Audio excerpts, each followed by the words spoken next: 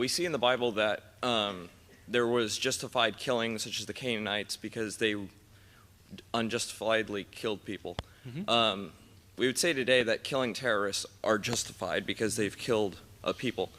Would it be justified to torture, to get more information, to stop more terrorists?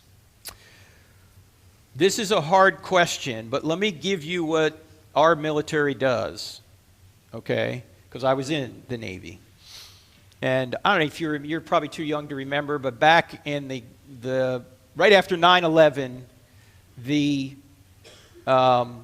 military in Iraq and elsewhere would catch terrorists and waterboard them. You know what waterboarding is? You just kind of invert somebody, you pour water in their nose, and they think they're drowning, even though they're not. And you waterboard somebody a couple times, they're going to tell you anything. All right? Now, it doesn't leave any permanent physical damage. This was done in some of the training I went through. I personally wasn't waterboarded, but the guy next to me was. We do this in our training, and yet there were people claiming that this should not be done to terrorists.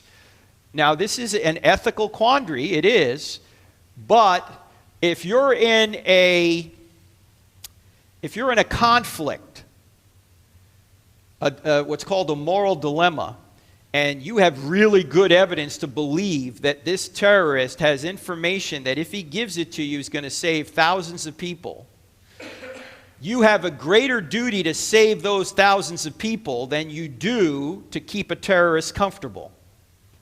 I think you can make him uncomfortable, not torture where you're cutting things off him, that kind of thing. You can make him uncomfortable in order to give you the information you need. The same thing is true if you're Nazi Germany and you're hiding Jews in your attic and you get a knock at the door. Schnell! Schnell! You come to the door, there are Nazi soldiers there. Hast du hier Juden? What are you going to do? What are you people going to say? You have Jews here. 9? You're going to lie? You sinner! It says, thou shalt not bear false witness. And here you are. You're supposed to submit to the governing authorities. That's what Romans 13 says. It doesn't say that. How many are going to lie?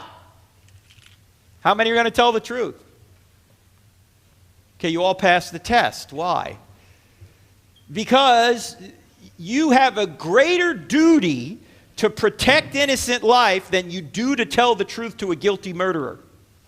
And there are examples of this in the scriptures. I'll just rattle through some of them very quickly. Rahab, the Hebrew midwives, even before Rahab. Daniel, Shadrach, Meshach, and Abednego. The apostles. We must obey God rather than men. Remember they said, don't preach the gospel anymore? I said, sorry, we got to preach. You know, we're going to disobey you because we have a greater duty to preach the gospel. Now, this has to be done advisedly. You don't just, decide all the time that, oh, I have a greater reason. No, it really has to be the fact that you're in a real hard dilemma, and you therefore have a greater obligation to protect innocent life than to tell the truth to a guilty murderer to keep a terrorist comfortable. So that would be my answer to that.